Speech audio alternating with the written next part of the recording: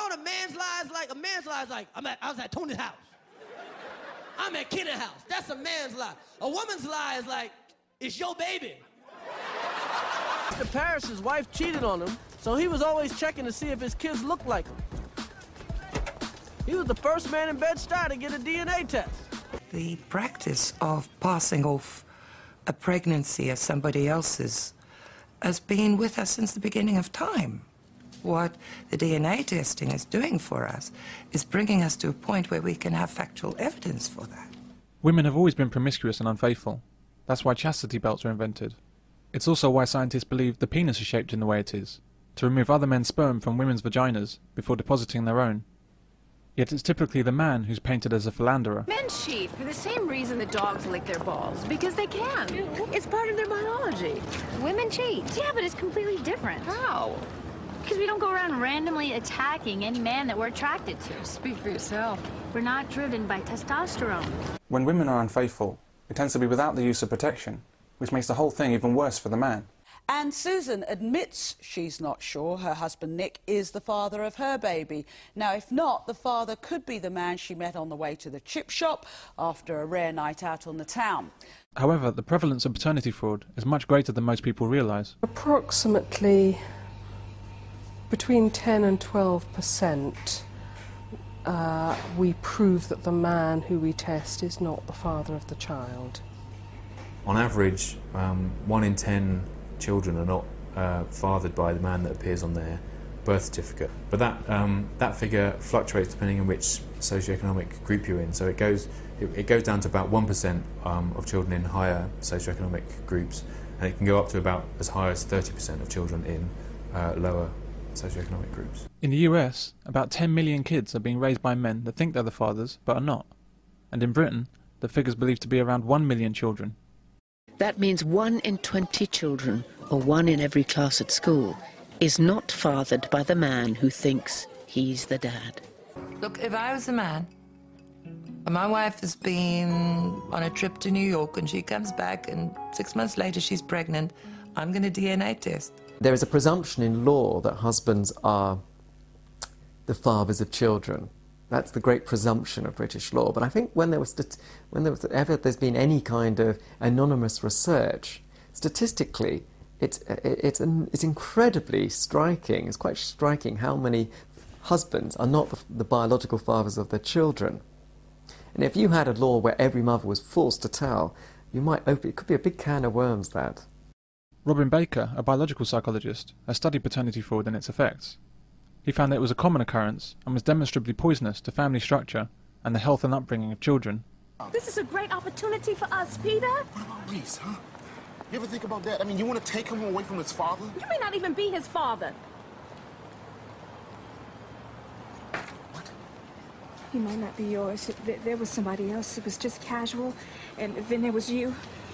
It has to be the ultimate betrayal a woman can commit against a man, which is then compounded by years of her lying, which can only be described as deeply evil. But I don't know what's worse. That she's always known, or she's just doing this to get Reese. Well, I got a paternity test. I haven't taken it yet. How long does it take? I don't know. I don't know that I'm going to do it. You have to. What if I'm not his father, huh? It goes back to thinking about why families break down, or more generally, why would individuals be unsatisfied with their partners? Often a man may suspect that a child is not his, but not be certain of it. A few years later, we were having our first child from my own personal seed. There he was, Earl Jr. And where a father is doubtful of his paternity, consciously or subconsciously, all sorts of relationship problems are bound to occur. It leads almost inevitably to family breakdown and fatherlessness. One man, his child had red hair, and he had dark hair, and he didn't even like to be seen out with it. And of course, if the father walks out, we don't know the reason. He's just another example of male irresponsibility, another deadbeat dad. Parental care is a very costly and valuable resource. We don't expect people to spread it about willy-nilly. We expect them to direct their parental care to their genetic children. Undoubtedly, because paternity fraud committed by women is so common, it's not legal in this country to get a paternity test without the permission of the mother or a court order. As well as having the consent of the mother, We also need the child's consent if the child is considered to be Gillick competent, or we use whether a child is at secondary age as some sort of guide as to whether they're competent. So, and it's got to be informed consent, so they must know why they're doing it, and they must know about the confidentiality of the process. There are times when we're approached by the putative father to test a child without the mother's consent, or they may say the mother doesn't want to give consent, in which case we won't do it without the mother's consent. A man can only find out if his wife cheated on him and had another man's child with her permission. The government heeds advice that this is in the best interests of the child.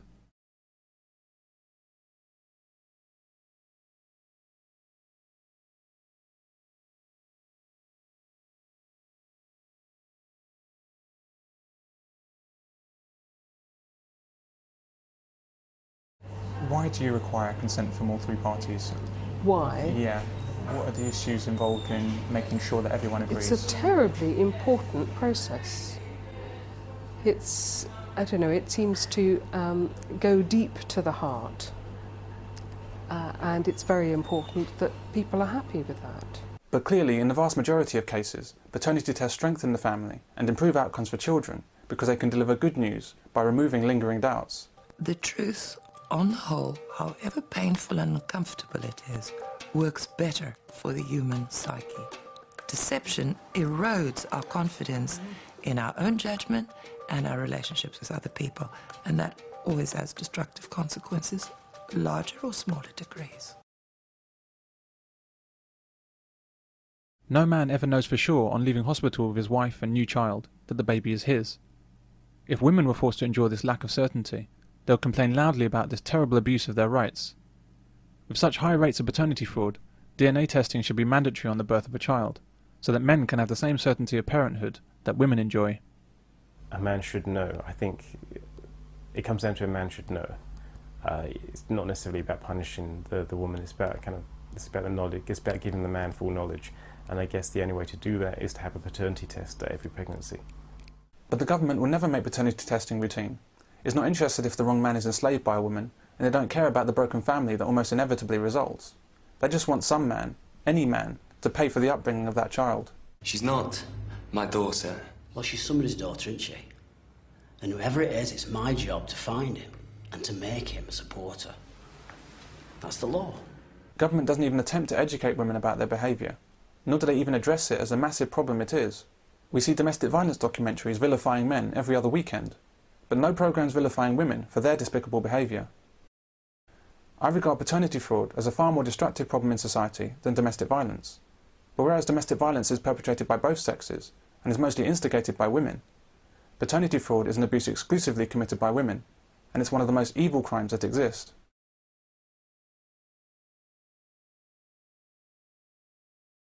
Domestic violence can occur as an understandable loss of control by a man or a woman. But paternity fraud is different. It is calculated abuse of a man for years on end. She lies and cheats him emotionally and financially. She's completely selfish, with no concern for the man or the child. But have you ever seen a news item about the men and children suffering due to paternity fraud? Ever seen a London Underground poster chastising women about it? Ever heard a government minister or police officer tell us about the steps they're taking to tackle paternity fraud? Where is our paternity fraud bill to go with the domestic violence bill? Society much prefers to concentrate on crimes where men can be singled out, even when those same crimes are committed by women.